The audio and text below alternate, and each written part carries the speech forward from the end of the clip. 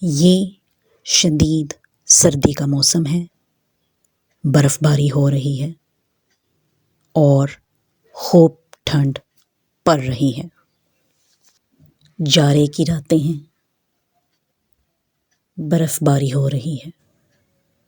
سردی کی اس اندھیری رات میں گلی کے کونے پر کچھ بچے بھوک سے نڈال ٹھنڈ میں کانپ رہے تھے اور کوڑے کے ڈبے میں سے اپنی بھوک مٹانے کا سامان یعنی کھانا چن رہے تھے۔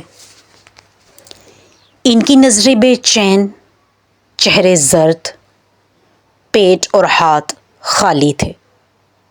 یہ وہ بچے تھے جنہیں دنیا بھلا چکی تھی۔ لیکن اسی گلی کی نکڑ پر اسی شہر میں ایک شاندار ریستوران موجود ہے جہاں ماہر شیف پرگوش اور لذیذ کھانے بنانے میں مصروف ہیں۔ اس شیف کے گرد اور بھی بہت سے لوگ کام کر رہے ہیں، برتن دھو رہے ہیں، کھانا بنا رہے ہیں۔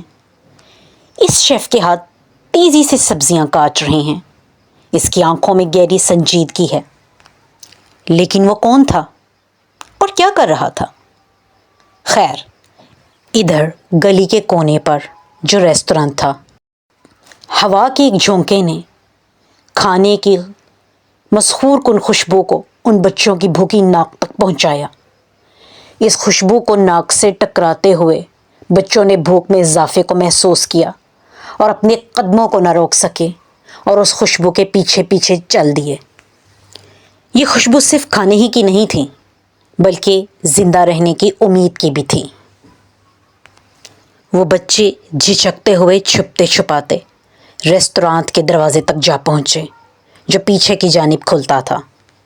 اچانک سے دروازہ کھلا، بچے اندر داخل ہوئے چھپتے چھپاتے اور ایک کھانے کی میز تک جا پہنچے۔ بچے اندر پہنچے اور کھانے کی میزوں کے نیچے جا کے چھپ گئے۔ وہ اس لیے کہ چھپتے ہوئے کسی طرح کچھ بھی حاصل کر کے کھایا جائے اور اس بھوک کی اذیت سے جان چھڑائی جائے۔ اتنے میں ایک ویٹر نے انہیں دیکھ لیا، انہیں پکڑا، ایک شیف کے پاس لے گئے۔ اس شیف نے انہیں جھڑکا اور باہر نکال دیا۔ یہ سارا دل دہلا دینے والا منظر ایک دوسرا شیف دیکھ رہا تھا جو کہ شکل سے کافی مہربان معلوم ہو رہا تھا۔ اس شیف نے ان بچوں کی طرف اشارہ کیا اور دروازہ کھولا۔ جیسے ہی بچے دروازے کو پار کر کمرے میں داخل ہوئے، داخل ہوتے بچوں نے جو منظر دیکھا، یہ منظر انہوں نے صرف خواب ہی میں دیکھا تھا۔ وہ کیا دیکھتے ہیں کہ ایک بڑی سی میز پر دسترخوان بچھا ہوا ہے اور وہاں کئی انواع قسم کے کھانے پڑے ہوئے ہیں، لذیذ چرغے، گوشت، مزیدار پھل اور جس کا وہ خیال کر سکتے تھے وہ ہر شے، میٹھا، سب وہاں پڑا ہوا تھا۔ یہ سب جو کبھی ان کے چھوٹے دلوں میں خواہش و خواب کی طرح بھٹکتا رہتا تھا۔ شیف نے مسکرا کر ہمدردی اور مہربان لہجے سے کہا، بیٹھ جاؤ۔ لیکن یہ سب کیوں؟ کیا اس شیف کا اس کے پیچھے کوئی مقصد تھا؟ سب بچے حیرانگی اور خوف سے ایک دوسرے کا منہ دیکھتے ہیں اور آنکھوں میں سلا کر بیٹھ جاتے ہیں۔ شیف نے خاموشی سے آستینیں اوپر کیں مگر اس شیف کے ہاتھ پر ایک گہرا نشان تھا۔ شیف کھانا پروستے ہوئے بولا، یہ سب میری طرف سے ہے، جی بھر کر کھاؤ۔ اس کمرے سے آپ کو میری اجازت کے بنا اور آپ کے کھائے بنا نہ کوئی اٹھا سکتا ہے نہ نکال سکتا ہے۔ سو بے فکر ہو کر خوب مزے سے اپنی بھوک مٹائیے، بے فکر ہو کر۔ پھر شیف کے چلے جانے کے بعد خوب پیٹ بھر کر تیزی سے کھانا شروع کر دیتے ہیں۔ کھانا کھاتے ہوئے ان بچوں کے دلوں میں اور دماغوں میں بہت سے سوال گردش کر رہے تھے۔ جب بچے کھانا کھا چکے تو شیف اندر آیا۔ شیف نے کہا، کبھی میں بھی تمہاری ہی طرح ایک بھوکا اور بے سہارا بچہ ہوا کرتا تھا جو مہربان ہاتھوں اور شفقت بھرے نظروں کی تلاش میں رہتا تھا۔ بچے حیرانگی سے شیف کو تاکنے لگے۔ شیف نے کہا، میں یہ سب کچھ صرف اسی لیے کر رہا ہوں تاکہ تم لوگوں کو وہ درد سہنا نہ پڑے جو میں نے کبھی سہا ہے۔ شیف نے اپنی کہانی ان بچوں کو اسی کھانے کی میز پر سنائی کہ ماں باپ کے مر جانے کے بعد میں بھی ایک تنہا، غریب، بھوکا، یتیم بچہ تھا جو سہارے کی تلاش میں رہتا اور اپنا پیٹ بھرنے کے لیے دن بھر رات سڑکوں پر پھرتا رہتا۔ اسی طرح ایک دن میں نے اپنی بھوک سے تنگ آ کر ایک ریسٹورانٹ کا رخ کیا، وہاں کھانا مانگا۔ جب مانگنے پر بھی مجھے تھوڑا سا بھی کھانا نہ ملا تو میں نے اسے اپنی بھوک سے تنگ آ کر چڑا لیا۔ وہاں کے شیف نے جب مجھے چوری کرتے ہوئے دیکھا تو میرا سزا کے طور پر ہاتھ جلا دیا۔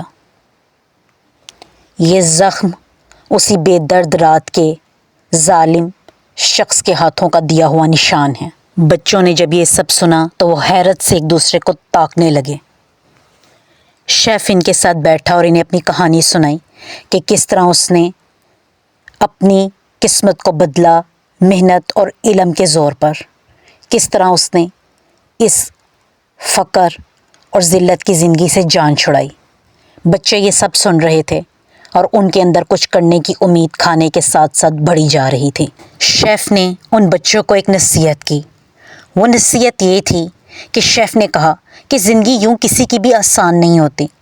ہر شخص اپنی زندگی میں کچھ نہ کچھ پریشانیاں اور مشکلات ضرور رکھتا ہے تاکہ وہ انہیں پار کر کے زندگی میں آگے بڑھ سکے۔ شیف نے کہا، میں نے بھی اپنی غربت مٹانے کے لیے خوب محنت کی، اس لیے آج اس شہر کے سب سے بڑے ریسٹورانٹ میں سب سے بڑا شیف ہوں۔ زندگی میں کوئی بھی کسی کے آنسو پہنچنے نہیں آتا، یہ اپنے آنسو ہیں، انہیں خود ہی پہنچنا پڑتا ہے۔ یہ باتیں بجلی کی طرح ان بچوں کے دل پر اثر کر رہی تھیں۔ بچے یوں تو بہت چھوٹے تھے مگر وہ اتنے دھکے کھا کر لوگوں کے سخت رویے برداشت کر چکے تھے کہ انہیں شیف کی اس نصیحت کی خوب سمجھ آ گئی۔ شیف نے ان بچوں سے کہا کہ اگر انہیں جب بھی بھوک لگے یا کسی مدد کی ضرورت ہو تو وہ اس کے پاس آ سکتے ہیں۔ بچوں کو وقت ہی صحیح لیکن ایک سہارا مل گیا تھا۔